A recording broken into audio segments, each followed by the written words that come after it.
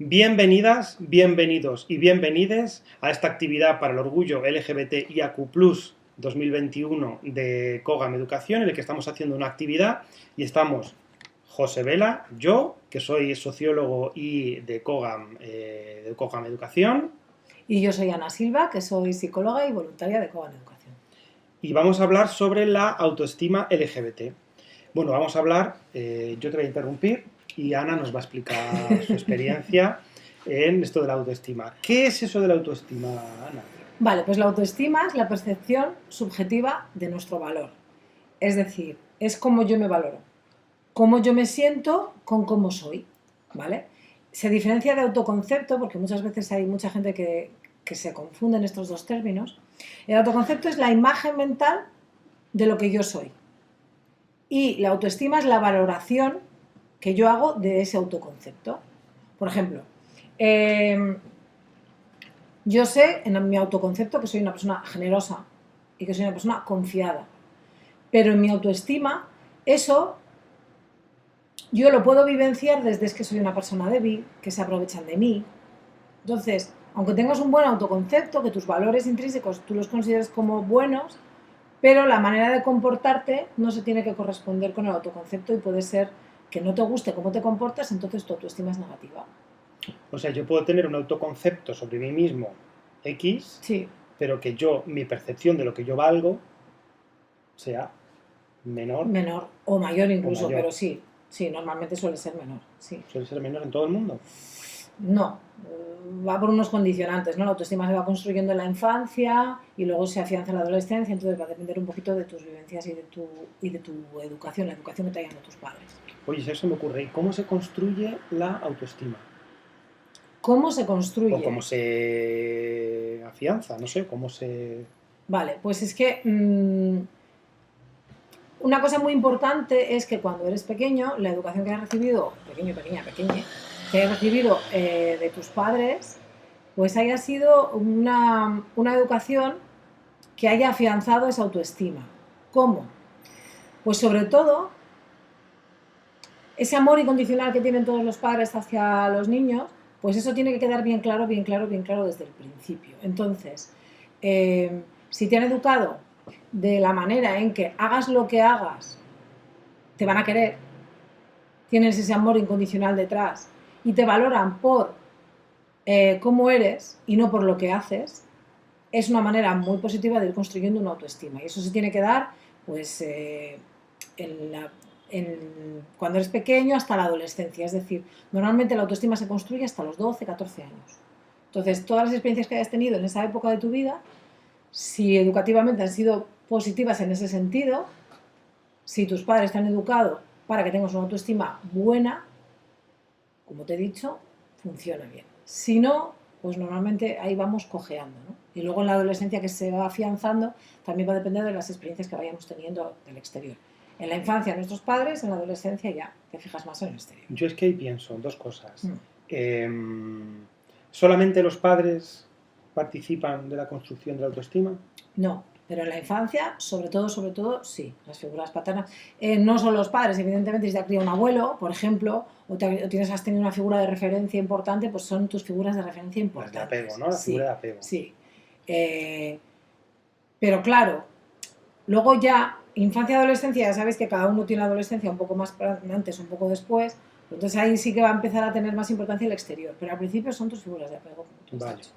Entonces, yo cuando le llevaba a mi madre el Día de la Madre esos regalos que yo hacía con mis manos y que ella decía, qué bonito es, lo voy a clasificar aquí. En la basura. En la basura, ¿eso que me construye? Como... ¿Me construye o me destruye? Ya, no, hombre, eso sí lo ves, porque muchas veces no lo veíamos y lo hacían igualmente, pero si eso lo ves, evidentemente sí que hace que te sientas mal, ¿no? Porque dices, se ha puesto contenta y luego dices, uy, se lo tira a la basura. ¿No? Entonces, claro, es como que no aprecian lo que has hecho, que además a ti te parece precioso, aunque haya sido una basura. Bueno, a lo mejor era un poco basura. Bueno, pero no importa, como a ti te parece bonito y todo tu esfuerzo que has puesto, pues un padre tiene que valorar efectivamente el esfuerzo, ¿no? Porque una de las cosas que me preguntabas de la autoestima es muy importante que tus padres valoren lo que eres y no lo que haces. Es decir, si tú, por ejemplo, has suspendido 5, pero te has esforzado un montón, pues lo importante que tus padres es que te valoren el esfuerzo, no el resultado. Esa es una de las maneras, y así en todo, como digo en los estudios, digo en todo. Entonces es una de las maneras de afianzar la autoestima, ¿no? Entonces, pues tu madre tendría que haber dicho, Es que era una madre muy ay, castellana. cariño, claro, ya. Qué bonito el cenicero o el collar de macarrones, qué precioso, qué ideal, cómo me gusta, me lo voy a poner ahora mismo, lo voy a usar ahora mismo. Que tú hubieras visto ese uso y ya está. Aunque luego, al día siguiente, cuando tú no te acuerdes, lo tiré, pero bueno. Algo tiene que ver también que los padres trabajen demasiado y que tengan un nivel de estrés muy alto, pero en ese melón no nos metemos. No, porque entonces tendríamos que valorar las circunstancias personales de cada familia y no es posible. No es posible, pero vamos, que se pretende que se fomente. Sí, hay unos básicos que todos los padres tienen que hacer, ¿no? O deberían. Lo que pasa que, una vez más, a los padres nadie les enseña a ser padres. No hay un manual de instrucciones con los hijos, en fin. No se ha enseñado cómo fomentar la autoestima a los adolescentes. Afortunadamente ahora hacemos talleres para estas cosas también, pero el que no va, se lo pierde. Ahí está. Y el que puede, la que puede, ¿no? Exacto. Y antes has dicho también lo de la adolescencia. Claro, tenemos una construcción de la infancia, una construcción durante la infancia y apoyo de la autoestima, fomento de la autoestima, y luego llega la adolescencia. Y en la adolescencia empieza a tener más importancia el grupo exterior. Es la socialización, pues eso, el grupete de amigos, amigas, amigues. Y entonces ya ahí sí que se nos puede torcer un poquito el tema de la autoestima, que igual de pequeño lo tenías como más construido, pero ya empezamos a darle más importancia a las figuras externas y ahí es cuando normalmente en la adolescencia a todo el mundo le baja un poquito la autoestima. Entonces ahí ya sí que tenemos que aprender a que nos importe poco o lo justo las opiniones externas, que esto es muy importante. Claro. Entonces, primero, una base afianzada en la infancia y luego en la adolescencia que tus padres también te vayan guiando y diciendo que no te importe lo que los demás dicen. Claro, pero tampoco no será lo mismo empezar desde aquí en la adolescencia que empezar desde aquí en la adolescencia. De hecho se dice que si, yo he leído en varios libros que si los padres no han hecho nada en la infancia, no pretendas tú ahora con 14 años coger y subirle la autoestima al niño de repente, pum, pum, en 2 años, porque no funciona así. O sea, ha habido que establecer unas bases previas. ¿Que luego se puede mejorar? Sí, pero hay casos ya graves que es muy difícil recuperar eso, incluso yendo a terapia muchos años. Madre mía. Ya. Oye, Ana, tú me habías dicho que íbamos a hablar también de tipos de autoestima. Sí, me he traído la chuleta para que tal, pero sí, es importante saber que hay varios tipos de autoestima y cómo eso nos influye en todo lo que estamos hablando. Por ejemplo, está los 3 tipos, que está la baja, la media y la alta, ¿vale? Entonces, vamos con la baja autoestima. La baja autoestima puede ser estable o inestable. ¿Qué quiere decir baja autoestima? ¿Que la tienes por debajo? Mira, te lo explico. La baja autoestima, cuando es estable, yo te pongo ejemplos para que... La baja autoestima, si es estable, que sería, digamos, la más peligrosa de todas, es cuando siempre te infravaloras, ¿vale? Cuando eres una persona siempre indecisa, cuando eres muy insegura, te cuesta tomar decisiones, sobre todo te cuesta luchar por tus ideas. Cuando tú tienes una idea diferente a la de los demás y la tienes que exponer, tú te callas. Porque tu autoestima es baja y estable, es decir, durante todo el tiempo sientes pues que eres una mierda, básicamente. Vale. Entonces, que tu opinión no cuenta, que no eres importante, que nadie te valora, que nadie te quiere. Entonces, es estable y baja. Luego está la baja, pero inestable. ¿Qué significa? Son personas normalmente como muy sensibles, ¿no? Donde el exterior, las críticas y también las cosas buenas que te vienen del exterior te afectan demasiado, tanto para bien como para mal. Por eso es inestable, porque si un día un amigo te dice qué guapo eres, bajona. No, guapo eres, guapo. Te lo crees y como que te lo crees mucho porque necesitas agarrarte ahí. Pero si al día siguiente tu mismo amigo te da la opinión contraria, ahí sí, bajonazo. Bajonazo. Entonces es como, dependo del exterior para mi autoestima. Entonces es autoestima baja, pero inestable. La autoestima media sería cuando se tiene un buen autoconcepto, lo que hemos hablado antes del autoconcepto, pero en situaciones negativas se evita tomar decisiones. Cuando tienes que tomar una decisión que sabes que no va a sentar bien o dar una opinión que sabes que no va a gustar, te callas. Es como que pasas en situaciones de conflicto, pasividad. Porque tu autoestima no es lo suficientemente alta o no está lo suficientemente bien situada como para poder expresarte. Luego estaría la autoestima alta. La autoestima alta también volvemos a diferenciarla en estable e inestable. La autoestima alta inestable es cuando tú tienes un buen autoconcepto de ti mismo y tal, y estás contento y tienes una autoestima bien, pero no aceptas el fracaso. Entonces, una vez más, el foco de tu autoestima alta pertenece al exterior. O sea, el dueño de tu autoestima es el exterior. Entonces, no aceptas el fracaso, no aceptas posturas que no son como las tuyas, ¿no? Las posturas opuestas no las llevas bien, porque volvemos a... Porque te cuestiona. Externalizamos todo. Entonces, si los de fuera nos cuestionan, mal. Y luego estaría la correcta, la deseada, ¿no? Mejor que correcta, no hay nada correcto en correcto. La autoestima alta, estable, ¿vale? Que serían personas que son asertivas, que son capaces de defender sus derechos, sus opiniones, sus sentimientos frente a los demás, sin tener que dañar la autoestima de otras personas para defender lo suyo. Saben decir no, saben poner límites, también saben agradecer cuando te dicen un piropo, pero sin creértelo demasiado, en fin. O sea que esto de la asertividad es algo importante. Sí, la asertividad, que eso daría para otra charla, pero es súper importante a la hora de manejarnos en la vida, y es una de las cosas que los adolescentes tienen, bueno, los niños y también los adolescentes sobre todo, tienen que aprender para poder manejarse en ese mundo donde la influencia exterior es tan importante, ¿no? Y luego, aparte de estas tres, baja, media, alta, ya sé que es un concepto un poco básico lo de baja, media, alta, pero tampoco me quiero meter con palabras más raras, ¿no? Porque yo creo que así se entiende, aunque baja, media, alta igual no son los mejores conceptos, pero es bastante fácil de entender. Y luego estaría una, que es como aparte, que sería la inflada. La autoestima inflada, me gusta mucho a mí el nombre. Que son personas que tienen, que seguro que conocéis alguno, personas que tienen un ego enorme, que se creen mejor que el resto, que tienen un narcisismo brutal, que nunca soportan la autoestima, no suelen escuchar a las personas, no suelen escuchar, la gente les habla, hacen como que sí, pero realmente no están escuchando, oyen pero no escuchan, culpan al resto de sus errores y suelen ser materialistas y superficiales. Vaya cuadro. Ya. Pues...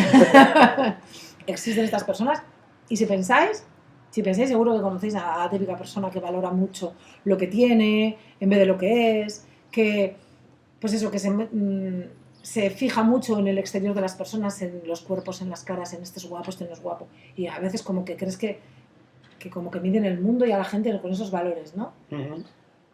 Estos son personas normalmente con la autoestima inflada y suelen ser personas a los que cuando han sido pequeños sus padres les han reforzado siempre positivamente.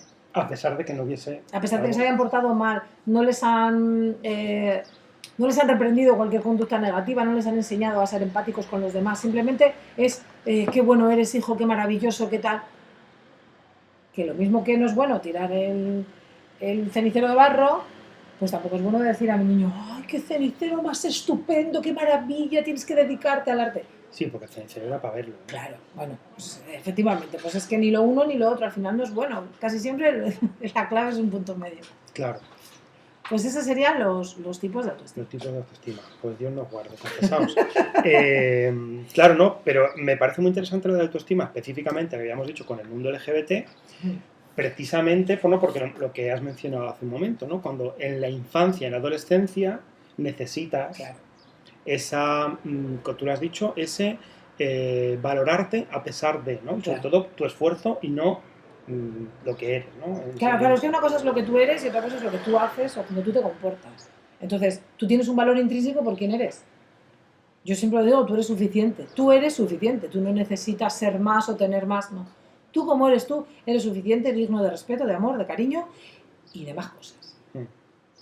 Pero no, si empiezas a medirte por lo que haces, por lo que has conseguido, por tus notas, por tu físico, eso no es como tú eres, eso es pues, lo que tienes, lo que consigues. Entonces, ahí está el problema, ¿no? También en la autoestima es muy complicado medir eso, ¿no? Porque muchas veces confundimos el ser con el tener o con el hacer. Y eso siempre suele provocar conflictos. Y en la población LGTB y AQ+, pues muchas veces pasa esto, que cuando salimos del armario nos juzgan por nuestro comportamiento. Es decir, es como que nuestro comportamiento es como malo, ¿no? O por lo que eres. Sí, no, en el caso es que los demás te siguen viendo a lo mejor el mismo niño maravilloso y cariñoso que ha sido siempre, pero es que te estás acostando con tíos, por ejemplo, ¿eh? Por ponerte un ejemplo. Claro, pues yo, por ejemplo, cuando era adolescente, yo pensaba a mis amigos, no sé si decirles que soy gay o que me gustan los chicos, no porque en esa época lo estuviese haciendo, porque, vamos, Ya desde eras, mi época sí, hasta los... eras chiquilino. Entonces era muy jovencito, pero sí que pensaba que en ese momento les iba a cambiar la mirada Claro. hacia mí. O sea, en el momento que yo, o sea, por el ser gay, sí que iba a cambiar y yo sí iba a pensar que iban a valorarme menos o más negativamente. Yo lo veo que por acostarte con chicos, Pues yo no me había acostado con nadie. ya, pero es igual, al gustarte los Más quisiera chicos, yo. al gustarte los chicos y desear un comportamiento sexual Sí. gay, ya eres gay, ya eres mal. Es esto, Claro. ¿no? Es porque si tú eres gay pero no haces nada, Pero tampoco lo dices. claro, y no lo es diferente. O sea, es como hay una confusión entre tus comportamientos y tú cómo eres. Pues yo me comporto así, pero no significa siempre que sea de una manera. Por ejemplo, me pides algo y yo no te lo doy. En ese momento no estoy siendo egoísta. O sea, en ese momento a lo mejor, perdón, sí estoy siendo egoísta. Pero eso no significa que yo sea egoísta siempre. Significa que en ese momento, por alguna razón que yo pienso o que está en mi pasado o de mi historia que me apetece decir no, digo no, pero eso no significa que yo sea egoísta, significa que me he comportado de una manera egoísta. Que es lo que te decía antes, ¿no? Cuando a los chavales se les juzga o se les echa la bronca y se les dice, es que eres tonto. No, es que has hecho una tontería. ¿Vale? Pues esto es lo mismo. Es como que el hecho de desear a personas de tu mismo sexo, por ejemplo, en la G o en la L, eso ya te convierte inmediatamente en mala persona. Y no tiene mucho sentido. Claro, pero eso estaría dentro de los prejuicios. Exacto, eso es lo que te digo. Entonces, esos son los prejuicios que tienen otras personas, las personas que no tienen información sobre estos temas. Cuando éramos pequeños tú y yo, pues poca información había. Poca. Entonces, esas personas son las que te juzgan por esto. Evidentemente, las cosas están cambiando, no en todos los ámbitos, no todo el mundo, pero sí que es cierto que ya no ocurre tanto esos prejuicios. Pero a las personas de nuestra edad, 40, vamos a dejarlo ahí, sí que es cierto que antes, si eras gay, eras lesbiana, eras bi, eras trans, bueno, trans ni se hablaba de aquello, pero si eras todo eso, eras inmediatamente una persona pervertida, una mala persona, vagos y maleantes casi. Pues entonces se te está juzgando tu comportamiento que no tiene nada que ver con tu personalidad. Pero fíjate, yo voy más al tú ser, más al que tú hacer. Porque tú, el mero hecho, tú no le has dicho a nadie que eres gay. Vale. No le has dicho a nadie que eres lesbiana. Vale. No le has dicho a nadie que eres bi. Y tú simplemente de oír los chistes, de oír los comentarios, de oír cómo se cuestiona los derechos de personas LGBT, sí. tú ya te identificas con alguien que está siendo cuestionado. Sí. Entonces ahí tu autoestima baja. Total. A pesar de que nadie te lo ha dicho, a pesar de que nadie... Ya ahí ni siquiera es el hacer. Total. Es una situación que se plantea y que está todo el rato ahí como el rum rum por detrás, que esa violencia de baja intensidad que decimos, que está ahí como constante. Claro. No se ha educado a la gente en el respeto a la diferencia. Al no haberse educado a las personas en el respeto a la diferencia, a ti tampoco te han educado. Entonces tú te percibes diferente, te sientes raro, te sientes mal, no te han educado en que tiene que haber un respeto a la diferencia, entonces ni siquiera tú te respetas a ti mismo. Pues empiezas a ver que los demás no te respetan, entonces tú tampoco. Entonces es una mezcla complicada. Por eso las personas del colectivo LGTBIQ+, tienden a tener la autoestima más baja, precisamente por todo eso. Es lo que comentaba, ¿no? Que incluso antes de entender lo que significa la palabra maricón, ya te lo han insultado alguna vez y ya sabes que es malo. Ni siquiera sabes que eso significa tener relaciones sexuales con... Pero tú ya has anticipado que es malo, ¿no? Entonces, no se educa en respeto a la diferencia. Y luego, bueno, aparte que hay muy poquita información, pues para empezar sobre diferencias entre identidad y orientación, todas esas cosas, como no existen, no hay de fondo una buena educación sexual, una buena educación al respeto a la diversidad, una buena... ni siquiera en respetar a la gente que vista como quiera, ¿no? O que o que se haga los looks que quiera y que salga a la calle como le dé la gana. Eso lo sabes tú perfectamente. Cuando sales a la calle con una falda, ¿cómo te mira la gente? No saben si eres gay, no saben si eres trans, no saben nada de ti. Pero te ven con una falda y ya te están juzgando, ¿no? Por ser un chico. Entonces es muy triste, pero es así.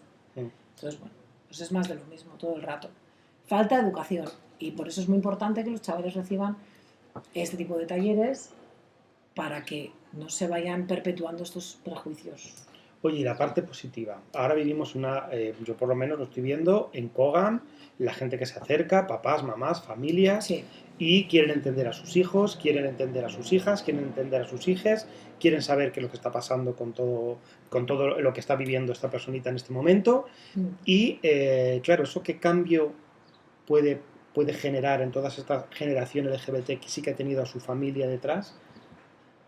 Todas las familias que dan a sus hijos un apoyo incondicional construyen una buena autoestima. Porque una de las cosas que las personas del colectivo tradicionalmente han sufrido con sus familias es el tener miedo a decepcionar o el sentirte culpable si has decepcionado a tus padres.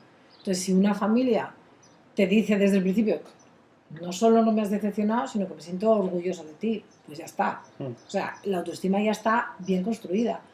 No tienen nada que ver las nuevas generaciones de chicos, chicas y chicas trans con nuestra generación. Es que no tiene nada que ver.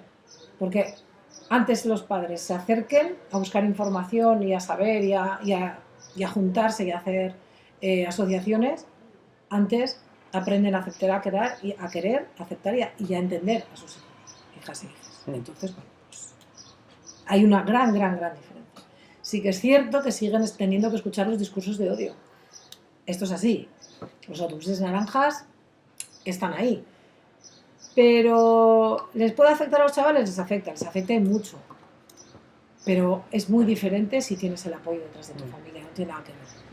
A mí también se me ocurre que a lo mejor esto es arriesgado, pero cuando se habla de, no especificaré, pero cuando se habla de normativas jurídicas que afectan a la población LGBT, específicamente T, y yo no he visto una persona trans en mi vida, yo no tengo ninguna amiga, ningún amigo trans, no conozco su realidad, y entonces voy y me pongo a opinar.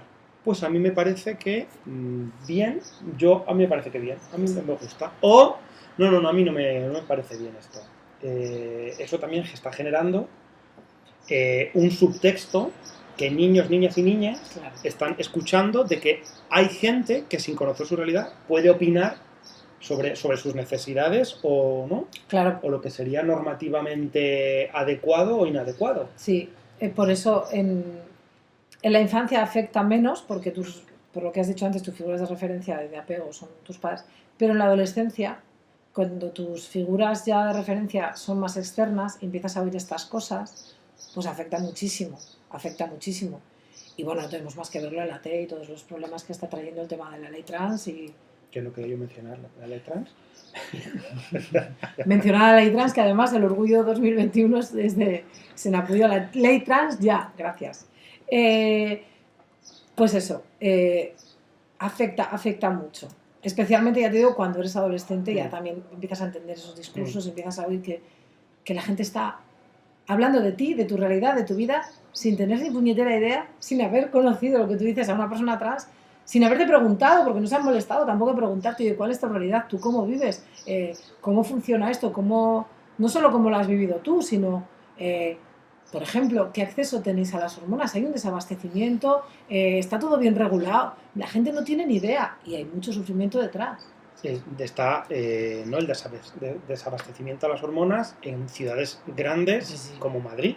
Imaginemos lo que puede ser en otras poblaciones. Efectivamente. ¿No? O sea, la gran necesidad que hay por parte de la población de tener asegurada un mínimo de estabilidad. Sí, por eso se necesita la ley, para que todo esto esté bien regulado y que no falte lo más básico que son medicinas, que son las hormonas. Pues la verdad es que sí. Bueno, yo no sé si nos queda... Yo quería decir una cosa, que la autoestima del colectivo LGTBIQ+, también depende de las personas que están dentro del colectivo. O sea, basta ya de plumofobia dentro del colectivo, basta ya de transfobia, de bifobia, de acefobia. Ya vale. O sea, si entre nosotros no nos apoyamos, si no tenemos apoyo de la familia, si no tenemos apoyo del exterior, Y encima tampoco tenemos apoyo entre nosotros del colectivo. ¿De qué sirve esto? No podemos seguir con estas tonterías, ¿no?, dentro del colectivo. Y tenemos que siempre tener en cuenta la transversalidad. Si nosotros en algunas cosas los tenemos difíciles, hay que pensar en las personas discas, las personas de raza racializadas, las personas gordas, las personas con cánones estéticos diferentes. Es decir, todo esto se suma y todo esto hace que tu autoestima suba o baje mucho. Entonces, dejemos de hacer chistes, cambiemos el discurso, ¿no?, que estamos en 2021 y ya va siendo hora de que nos riamos de las cosas que nos hacen gracia a todos, no solo a unos cuantos. O sea que para fomentar la autoestima, o para, mejor dicho, no torpedear la autoestima ajena, tenemos que fomentar la empatía propia, ¿no? Eso es. A mí se me ocurre cuando hacemos comentarios desafortunados, sí. Pues a lo mejor estoy yo defendiendo ahora mismo la causa LGBT o no, en general la autoestima, y hago comentarios desafortunados sobre una etnia, una minoría cultural o racial, ¿no? Entonces, ¿no? Es como, oye, a mí hacedme caso, mis necesidades que no nos falten, pero en cambio, no sé, a otra minoría cultural, eso ya podemos hacer chistes, poner acentos. Es que eso es lo grave, que nosotros, que somos personas que pertenecemos a un colectivo y que sabemos lo que es el rechazo, estemos rechazando. Es terrible. Entonces dejemos ya de hacer esto y pensemos un poquito más en intentar hacer un mundo mejor en todos los sentidos. Y dejamos ya de estas cosas. Bueno, y lo vamos a dejar aquí porque yo creo que si eso, llevamos como unos 20 minutitos, si os apetece trabajar estos temas, conocer, tener más información, queréis participar como voluntarias, o queréis acercaros a este colectivo, sabéis que estamos en Cogam abierto, en cogam.es, creo que es súper fácil más fácil que Cogam, cogam.es, sino en redes sociales, Cogam Educación, tenemos un montón de materiales para compartir y hacemos un montón de trabajo. Estamos en Twitter, en Instagram, en Facebook, y luego tenemos talleres en centros educativos, también. Centros educativos de educación formal y no formal, colectivos y agrupaciones, así que ahí nos podéis encontrar. Un abrazo muy grande, un buen, ¿cómo se dice esto? Un buen LGTB Día del Orgullo. Es que siempre pienso, digo, se me va a quedar alguna. Y nada, Día del Orgullo para todos y todas. Y todos.